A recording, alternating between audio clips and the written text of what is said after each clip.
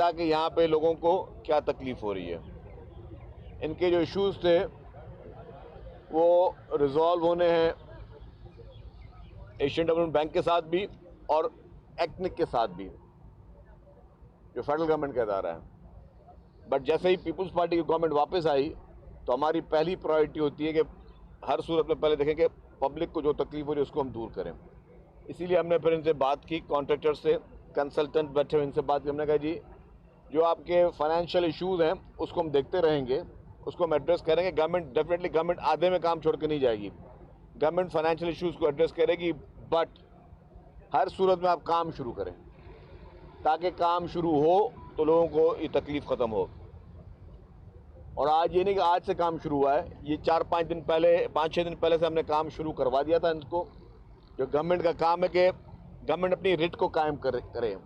ये नहीं कि अगर किसी कॉन्ट्रैक्टर ने कह दिया कि जी, या उनके वाकई जेन्युइन इश्यूज़ भी हैं कॉन्ट्रैक्टर्स के, मैं ये बात नहीं कर रहा कि वो सारे गलत उनकी चीज़ होती हैं, जेन्युइन इश्यूज़ भी होते हैं।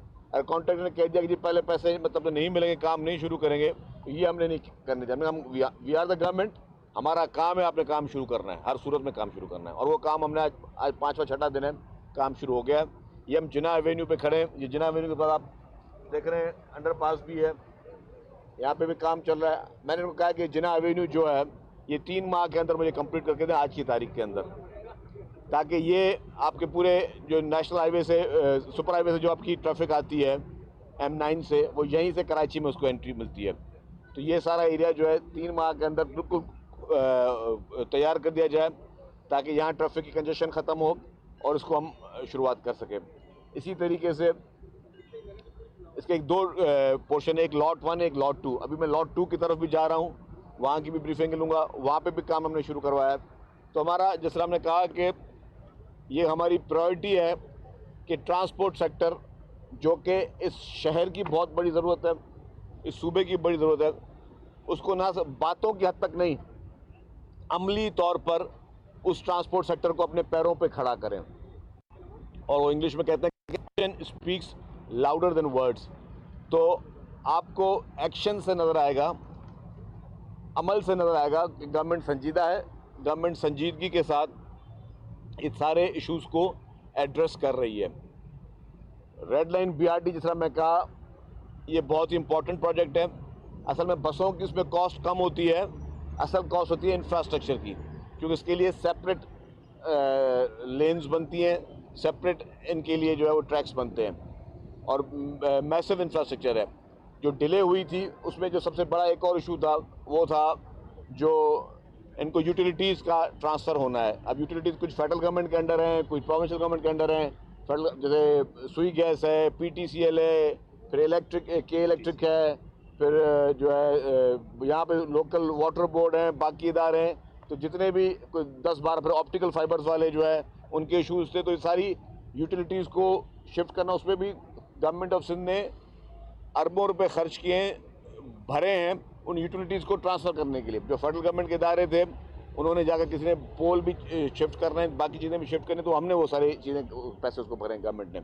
तो कहने का मकसद है कि गवर्नमेंट संजीदा है, गवर्नमेंट काम कर रही है और करने की नीयत से बैठी हुई है। डिले हुई है क्योंकि यूनिवर्सिटीज़ यहाँ पे इस रूट पे हैं। मुझे दुख है, अफसोस भी है कि वहाँ पे जो स्टूडेंट्स हैं उनको तकलीफ़ हो रही है, जो लोग हैं वहाँ पे आने जाने वाले जो यूज़ करते हैं रोड, उनको तकलीफ़ है। उसके लिए हम माजरत ख्वाह हैं, दिल की गहराई से माजरत करते हैं। लेकिन ये मैं आपको कह सकता हूँ कि हुकूमत की वजह से एक दिन भी हम लेट होने नहीं देंगे, कि हुकूमत की कोई नाअहली हो, सुस्ती हो, कोताही हो, उसकी वजह से प्रोजेक्ट डिले एक दिन भी नहीं होगा। हाँ, टेक्निकल रीज़न अगर हैं तो उसमें भी हमारी कोशिश होगी दिन रात काम करें। कल भी एक प्रोजेक्ट में हम थे जहाँ बात कर, मैंने कहा कि जी ट्रांसपोर्ट डिपार्टमेंट दिन रात काम कर रहा है, और दिन रात सिर्फ ये कहने की हद तक नहीं, अमली तौर पर ट्रांसपोर्ट डिपार्टमेंट दिन रात काम कर रहा है। आज इतवार का दिन है, इतवार के दिन भी काम कर रहा है, और मैं अकेला नहीं हूँ कि आगे सिर्फ मीडिया को दिखाएंगे। सारे ऑफिसर्स, पूरी ब्यूरोक्रेसी, ट्रांसपोर्ट डिपार्टमेंट से ताल्लुक़ रखने वाले तमाम लोग जो है वो यहाँ पे मौजूद हैं।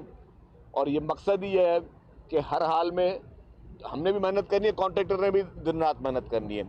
अभी जैसे इनके हमने एक दो इश्यूज़ और हमारे साथ जो हैं वो रिजॉल्व हो गए, फिर इनको हम सुबह को इनकी अलग शिफ्ट काम करेगी, रात को अलग शिफ्ट काम करेगी। हम इनको मेक श्योर करवाएंगे कि ये एक्स्ट्रा लेबर लगाएं, तो जो डिले हो चुका है उसको भी कवर करें। फर्दर डिले को रोकने के लिए इवनिंग शिफ्ट अलग हो, नाइट शिफ्ट अलग हो, मॉर्निंग शिफ्ट अलग हो, ताकि हम जिस तरह पूरी दुनिया में इस तरह कंस्ट्रक्शन होती है, ये नहीं कि हम अनोखे लोग हैं, अनोखे मुल्क हैं। हमारे पास थोड़ा अनफॉर्चुनेटली सुस्त रफ्तारी है, लेकिन पूरी दुनिया में जिस तरह तेज़ी होगी हम उससे भी आगे तेज़ काम करके दिखाएंगे, क्योंकि हमारा मकसद ये है कि आवाम को डिलीवरी देना।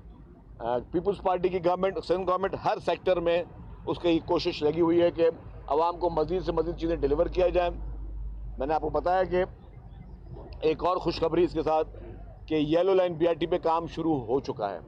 मेरे साफ़ी दोस्त, अभी उसका हमने ना कोई ग्राउंड ब्रेकिंग की है, ना कोई ऑफिशियल सेरेमनी की है, काम शुरू करवा दिया है।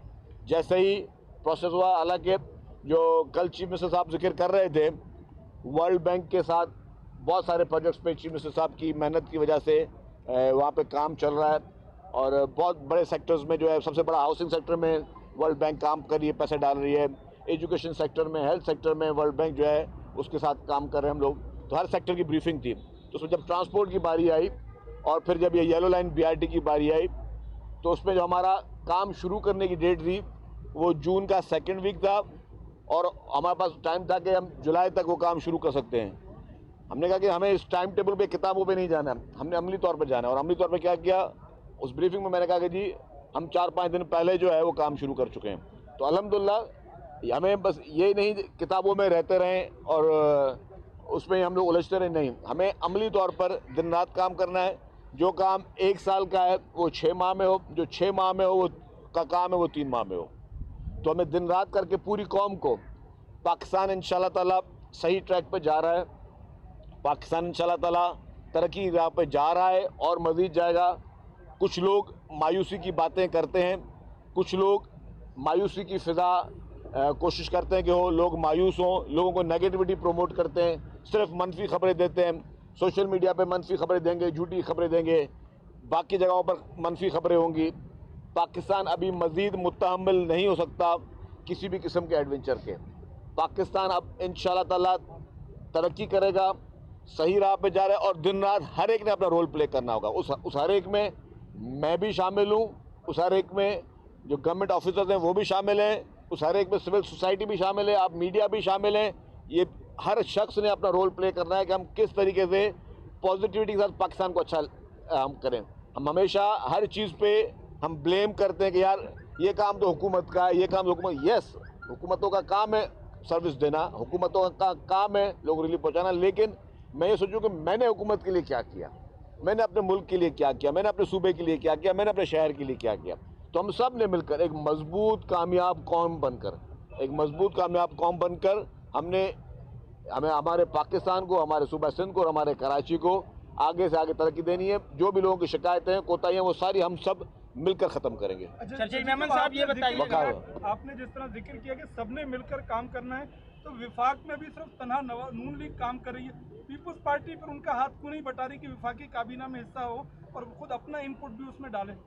देखिए जी, पीपल्स पार्टी ने जब CEC की मीटिंग हुई थी उसमें कुछ फैसले हुए थे, और CEC ने जो फैसले किए पीपल्स पार्टी उसकी पाबंद है। लेकिन ये भी देखें कि अगर पीपल्स पार्टी आज वफाकी वजारतों में नहीं है, तो मकसद ये नहीं कि हुकूमत को आप हुकूमत करने नहीं दे रहे हैं, या खुदा न खास्ता हुकूमत के काम में कोई हम दे रहे हैं, रुकावट पैदा कर रहे हैं, नहीं। पीपल्स पार्टी एक ज़िम्मेदार पार्टी की हैसियत से इस मुल्क की तरक्की के लिए हर उस फैसले में हुकूमत हो तो हुकूमत के साथ खड़ी होगी, अपोजिशन हो तो अपोजिशन के साथ खड़ी होगी। जो भी ऐसा काम जो मुल्क के फ़ायदे में हो, आवाम के फ़ायदे में हो, मुल्क की तरक्की के लिए हो, पीपल्स पार्टी सबसे पहले आपको नजर आएगी। मेमन साहब ये बताइएगा, हाँ, मेरा आपसे सवाल, 2 सवाल है मेरे। एक बता, पहला सवाल ये है कि इस मंसूबे की लागत पहले क्या थी और एक्निक के अंदर जो फार्मूला तय पाया है उसके बाद अब रिवाइज इसकी कॉस्ट क्या आ गई है। दूसरा, आपने कल जो इंटीग्रेटेड सिस्टम का इफ्तिताह किया है उसके कियोस्क नहीं लगे हुए, और पीपल्स बस सर्विस वाले बता रहे हैं कि इलेक्ट्रिक वालों ने बस स्टॉप्स पर जो है वो अब तक बिजली के कनेक्शंस नहीं दिए। इसके अलावा जो आपकी इलेक्ट्रिक बसें हैं वो भी वहाँ पर मेहरान डिपो पे 8 घंटे की लोड शेडिंग हो रही है, जिसकी वजह से वो 7 से 8 बसें चार्ज नहीं हो पा रही। तो ये प्रॉब्लम्स किस तरह से आप लोग इसको, देखिए जी, कॉस्ट का पहले बता। कॉस्ट का जहाँ पर आपने बात की, कॉस्ट के लिए ही जो कॉन्ट्रैक्टर्स हैं और ट्रांस कराची है उनकी टीमें बैठी हुई हैं साथ, और एशियन डेवलपमेंट बैंक जो कि हमारे डोनर्स हैं उनके साथ हम बैठे हुए हैं, और जिनसे हमने लैंडिंग ली हुई है, सॉरी नॉट डोनर, जिनसे हम लैंडिंग ली हुई है। तो हमने उनसे जो है वही तमाम BOQs को दोबारा रिव्यू कर रहे हैं। जो भी चीज़ फाइनल होगी कॉस्ट की, वो कंसल्टेंट की मर्जी से होगी।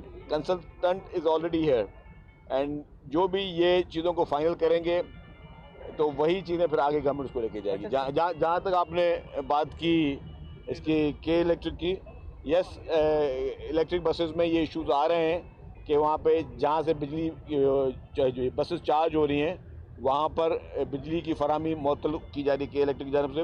उसको के इलेक्ट्रिक इंतजामिया को हमने कहा है कि बराए मेहरबानी उन एरियाज़ में जहाँ पे हमारे ये इस तरह की इम्पोर्टेंट इश्यूज़ हैं वहाँ पे आप लोड शेडिंग ना करें और वहाँ पे जो इग्नोर करें। अच्छा, इसमें कितनी बसें हैं, इस रूट के ऊपर कितनी बसें होंगी और कनेक्ट ये 250 बसें होंगी जी, सर आपने अभी 250 बसें, आपने कहा कि और वो ये पाकिस्तान की वाहिद बसें होंगी जो बायोगैस पे चलेंगी। जी अभी सर, आपने कहा कि पाकिस्तान किसी नए एडवेंचर का मुस्तकबिल नहीं हो सकता।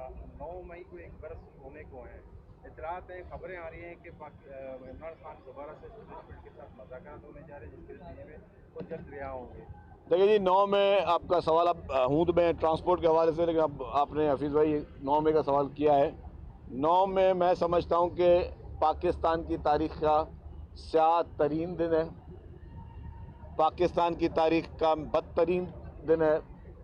उस दिन जो है इंतशार फैलाया गया, 9 मई को लोगों को वायलेंस करने के लिए आपने तरगीब दी। PTI की लीडर ने 9 मई को आवाम को बरगलाया कि जी आप रोडों पे आएँ और जितने भी अमलाक हैं उनको नुकसान पहुंचाएं। हम कराची में मौजूद हैं, कराची में ही हमारी बसों को आग लगाई गई, नजर आतिश किया गया, एम्बुलेंसें जलाई गई, जिना हाउस जैसे जगह को भी नहीं बख्शा गया। तो मैं समझता हूँ कि एक दहशतगर्दाना कार्रवाइयाँ थी 9 मई को, एक दहशतगर्दी की लहर पूरे पाकिस्तान में फैलाई गई सोची समझी साजिश के तहत। वो पावर दिखाना चाहते थे इमरान खान और उनके हवारी कि अगर इमरान खान को कुछ किया तो हम ये भी कर सकते हैं। तो वो जो कर सकते थे तो वो एक दहशत फैलाई उन्होंने, लेकिन रियासत हमेशा मजबूत होती है। आज 9 मई करने वाले कहाँ हैं और जिनके खिलाफ 9 मई हुई वो कहाँ हैं, वो देखें आप। आज जिन्होंने 9 मई की वो जेलों में सड़ रहे हैं, जिनके खिलाफ 9 मई का प्रोपेगेंडा किया गया और 9 मई जैसा माहौल बनाया गया, वो सारे अल्हम्दुलिल्लाह आज अपनी अपनी जगहों पर, अच्छी अच्छी जगहों पर आराम से बैठे हुए हैं। तो ये अवाम भी सोचे कि जिस अवाम को 9 मई को इमरान खान ने इस्तेमाल किया, जिन मासूम बच्चों को, जिन नौजवान बच्चों को इमरान खान ने, या नौजवान हमारी बहनों को इमरान खान ने इस्तेमाल किया, वो सारे जेलों में पड़े हुए हैं अनफॉर्चुनेटली। और इमरान खान के अपने बच्चे इस वक्त लंदन में ठंडी हवाओं में घूम रहे हैं, उनकी अपनी जो है बहन वो लाहौर में वो आराम से अपने घर में बैठी हुई हैं, उनकी पूरी फैमिली खुशी के साथ बैठी हुई है। जो मासूम बच्चे हैं उनको आपने जो है इस तरीके से इस आग में, इंतशार की आग में, भाई से भाई को लड़ाने आग में आपने जो कर वो लोग आज जल रहे हैं। तो मैं समझता हूँ ये सबक है कि जो भी आदमी, कोई भी लीडर हो, अगर कोई भी लीडर आपको वायलेंस की तरजीह देता है तो ऐसे लीडर की बात नहीं सुननी चाहिए। कोई भी पॉलिटिकल पार्टी अगर आपको अपने इक़्तिदार की हवस के लिए, इक़्तिदार की लालच के लिए अगर कौम के नौजवानों को बनाती है तो ऐसे लीडर की बातें नहीं सुनना चाहिए। एक तरफ PTI एस्टेब्लिशमेंट से मुज़ाकरात कर रही है, दूसरी तरफ KPK के वज़ीर आला कहता है कि अगर हमें हुकूक नहीं मिले तो हम इस्लामाबाद पे चढ़ाई कर देंगे। क्या ये इंतशार की एक वज़ीर आला KPK के बयान? मेरे ख्याल में मेरा जो 9 मई वाला बयान है ना, उसी को आप देख लें नज़र में। तो अगर किसी भी वज़ीर आला को इतना शौक़ है इस्लामाबाद में चढ़ाई करने का तो अपना हशर देख ले, जो उसके लीडर का हशर है, तो उसके साथ भी वही हशर होना है। Thank you.